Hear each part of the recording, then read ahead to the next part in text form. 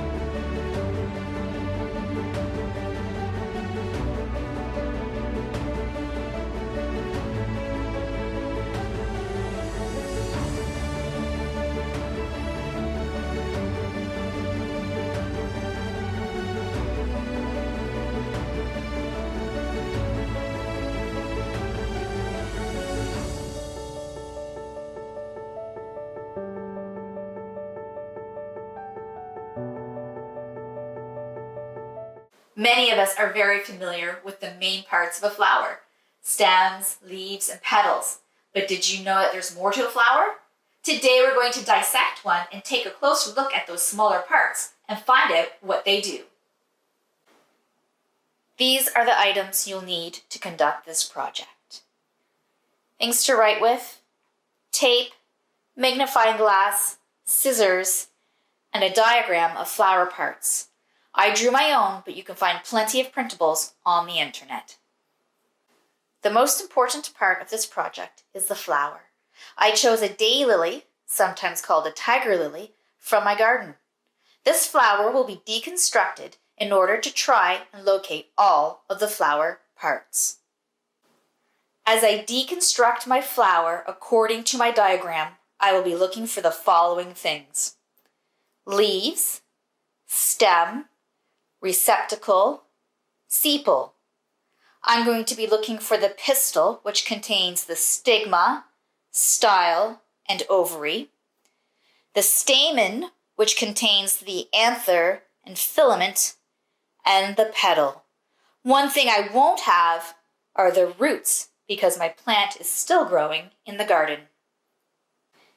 As I deconstruct my flower, I will tape each part beside the name on my diagram. As we find the parts, we're going to learn what each part does.